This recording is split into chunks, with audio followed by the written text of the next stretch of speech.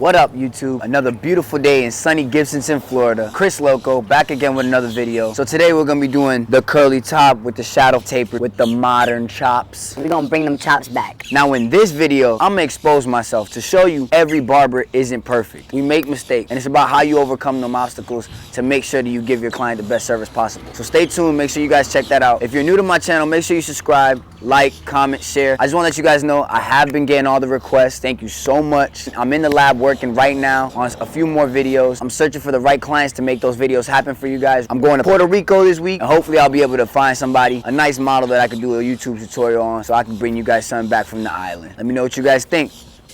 All right, y'all, so let's go to work. As you can see, this man is looking rough. We gotta get him right. You're gonna start by wetting the hair. Make it easy on your shears. Now, because he has curly hair, you wanna make sure that you're pulling the hair tight.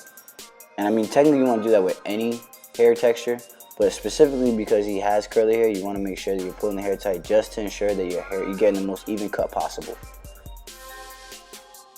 All right, so I like to start in the middle, and then I'll either go to the left side or right side, and I'll take it all the way back first. And I'll just make sure that we knock it down evenly as possible.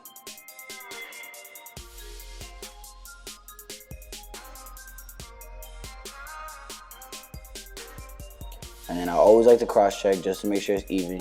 The worst thing you can have is a client that comes back and goes, hey man, you know, you missed a piece right here because this is extra long. So you always want to make sure you cross check. Now you want to start by parting the hair, obviously. And this is a number 3.5 guard that I'll put on the side. So this client usually gets a number 2 all the way up the side, disconnected from the curly hair on top. But for this video, you know, he trusted me as his barber to, you know, do something a little different. Right there, I'm using the number 2 detachable. So the reason we decided to do something a little different is just because, you know, I had a few requests to do a little bit more clip over comb, using more detachables, you know. So just to answer the question and show you guys that it is possible, he decided to switch it up for us so we can make this video happen. So I just want to give a shout out to my boy Christian Tavares. Appreciate it, man. And that's awesome when you build relationships with your clients that you know, they're willing to change their look to help others out. So that was pretty cool. So he does rock the modern chops, and that's what I call them. So we're gonna start the clip over comb here right now. And like I said before, you kind of want to use the base of your guideline. So I'm using that 3.5 line that I initially had put as my guideline. And then I'm gradually just going up little by little. You see, I'm not cutting all the way through in one swipe. There are some people that are pretty nasty with clip over comb, and they do it and just right through. No, I like to take my time with it though. Go hair by hair if I have to. Always combing. That's the one thing. You know, I'll cut maybe a few times and then comb. Cut a few times and then comb. You gotta see how the hair lays.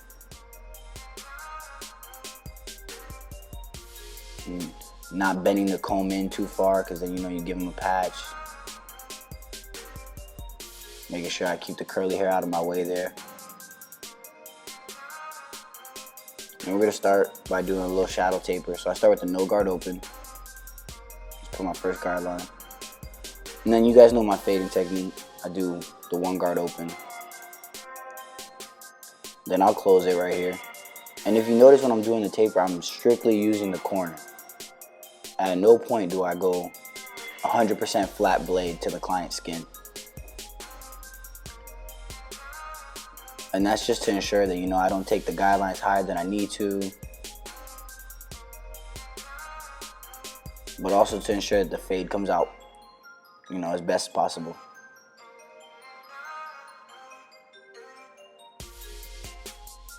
I'm use the 1.5 close because I already know I have a detachable 2 on there, so they kind of go right into each other.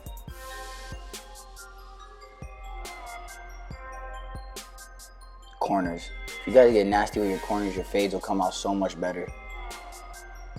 And then, you know, we got to bring out the hitters. My hero trimmers. For those of you that are new to my channel, the blade is adjusted, but it's not zero gapped. It's just as close as possible right before they're completely zero gap. So I could use them on kids, I could use them on toddlers if I needed to.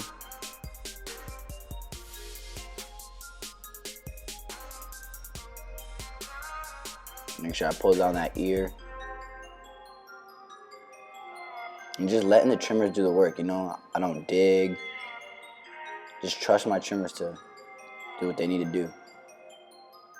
Not only that, something a little advice I got a while back ago was that, you know, trust your trimmers to put a guideline for you. But if you know you're gonna be using a razor on the client, then focus on your razor work. So you don't necessarily have to put the most perfect line with your trimmers. Which I thought was pretty cool because it's kind of true. You know, I know a lot of people spend a lot of time with their trimmers over and over and digging, and then, you know, before you know it, you got a welt on the client's skin, and then you pass back with a razor, and now you got skin irritation and your client's in pain. And at the end of the day, you're there to service them and make sure that, you know, it's an enjoyable experience and that they get what they want. I'm not trying to tattoo them over here.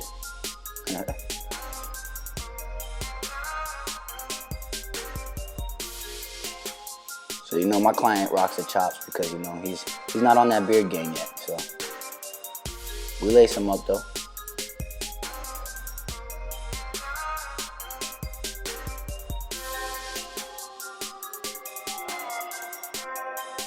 All right, so we're gonna do the same process on this side. And, you know, we're gonna start with parting the hair, doing the 3.5, going into the 2, and so on and so forth. But this is where I'm gonna explain to you guys and show you guys that not every barber is perfect. I remember, you know, when I first started, I was looking at everybody, you know, like Vic Damone and everybody, and I would say, like, man, how are these guys so perfect? Like, they never make a mistake or anything like that. And I just wanna I included this part of the video because I wanna show you guys that it doesn't always happen on the first try. So the other side was perfect for me, you know. There was, at least I thought there was no flaws. And I really didn't have a hard time with it. However, on this side, as soon as I start the clip over comb process, it starts getting a little rough for me. And then my transition from the 2 to the clip over comb starts giving me a little bit of a problem. So here you can see over and over, I'm just cornering with this detachable blade. Finally get it to work a little bit.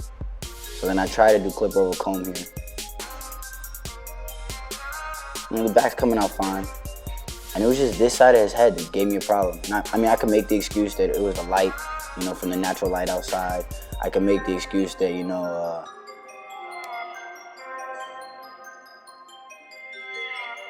it was his hair or something like that.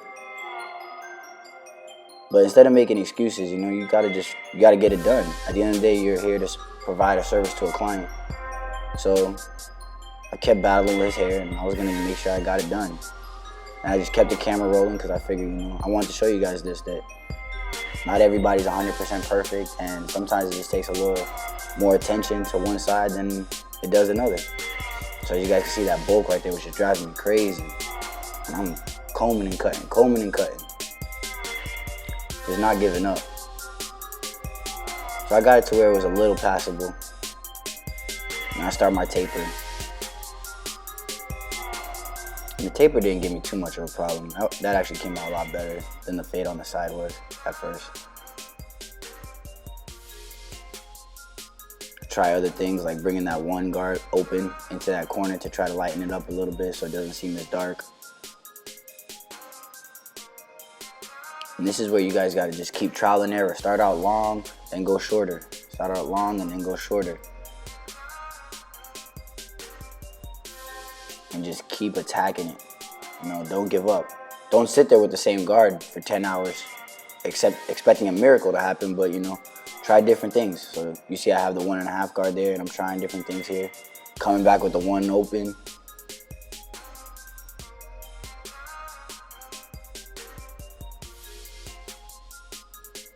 Just trying to make sure you get that blend as perfect as possible for this client. And he did have an interview, so I had to make sure I came out swinging. So here I put the 2 guard on. I got it about halfway open, and I'm cornering it to try to see if it'll work. And as you guys see, I swapped guards like 5-6 times there, way out of my original process of fading hair. And that's one thing you guys just gotta know, that you guys can learn the way that I fade hair. You guys can learn the way that some of my business partners fade hair on YouTube and whatnot. And to be honest, you know, you can mimic their exact way of fading hair and it'll work for a long time. And then you'll get somebody who has different hair texture. And in his case right here, it's only on one side of his head where it gave me a problem.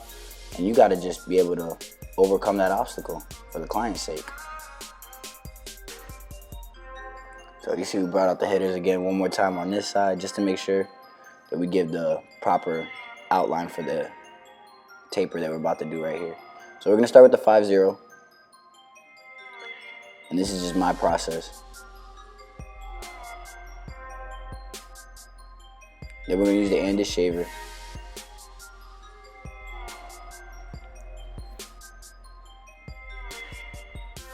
We use the no guard open.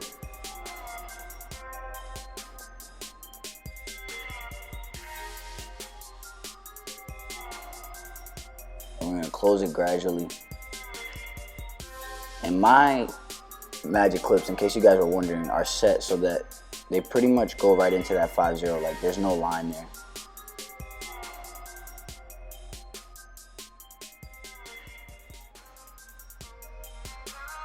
You see I'm pulling the skin a little bit. I got them looking down a little bit just to ensure that the skin is stretched and that fade is flawless as possible. Got the one guard open. Now this is where it gets a little tricky, right? Because he has the occipital bone, so you gotta watch your blend here. And I'm putting that guideline right over the occipital bone, all the way through. So I'm gonna start closing it, right? It's closed all the way. And I'll put my next guideline.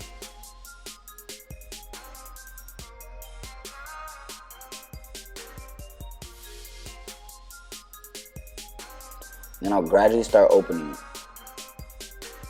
So one thing to keep in mind is that at certain points of the occipital bone, there's going to be a dip, and that dip is going to cause a shadow. So just because you put one guard, let's say all the way open in the center of his head, you can't think just because you put it to the right of his head that it's going to be the same, it's going to look the same. There's going to be that dip that's going to cause a shadow effect, and it's going to be a little darker. So you have to adjust the lever and corner it out to ensure that you get that proper blend all the way through. And that's what I'm kind of doing right there. I'm playing with the lever to make sure that this blend comes out as good as possible. And I'm really focusing, you notice I'm focused on where that little ridge line is on his head.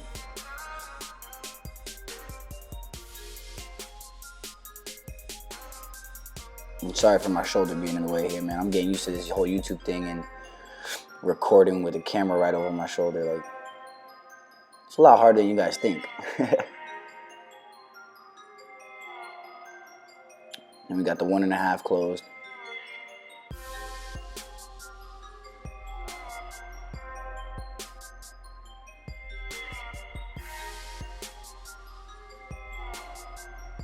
You see, we're trying different directions just to get that blend, you know, as good as possible. Maybe even playing with the lever sometimes.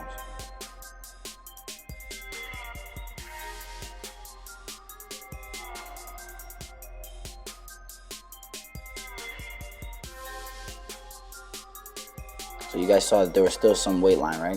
So what we do is, if the 1.5 doesn't take out the weight line, what we'll do is we'll come right back with the one guard all the way open, and we'll just corner it out.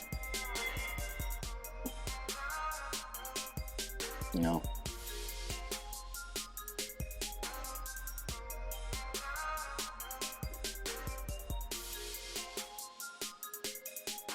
maybe even close it a little bit, not much, but just a little bit, just to make sure that that guideline is completely gone and erased from the client's head.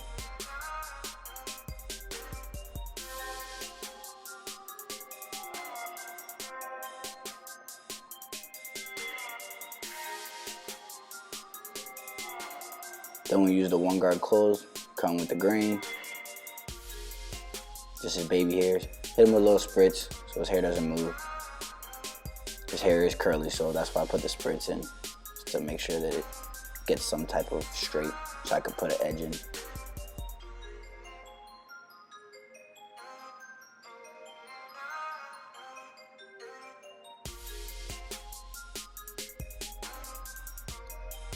And of course, you know we had to use that 245 shave gel.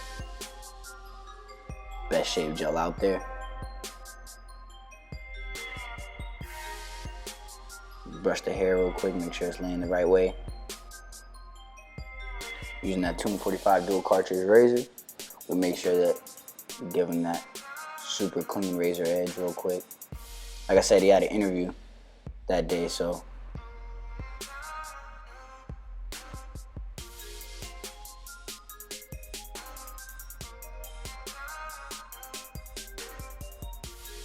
and he did get the job, so you know, let's hope it was because of the haircut, right?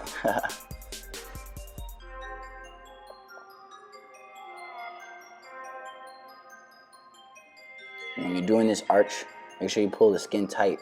Pull the skin tight, it'll help you out with the arch, actually,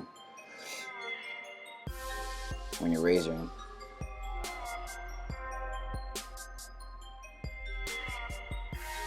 You don't have to like focus so much on using the corner of the blade to try to give you that perfectly round arch when you're doing the client's edge.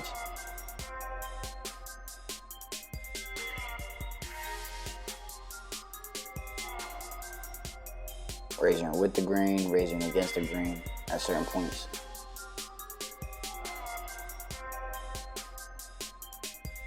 And that's the thing about 245, it doesn't dry up very quickly, so it'll actually help you in the process so you don't give your client irritation. See how I'm pulling the skin there, and it just kind of gives me that natural arch. I don't have to really focus on making it perfectly round. Just by pulling the skin, it'll happen on its own.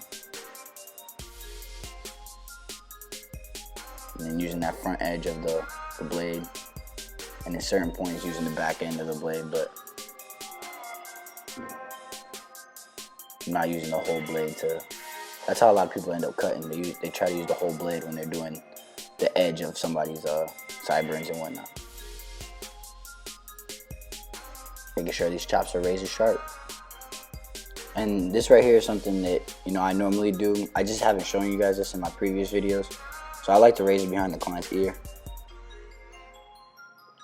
And there you guys have it. Final product, curly top, shadow taper with the modern chops. Thank you guys for your time. Make sure you subscribe and see you next time.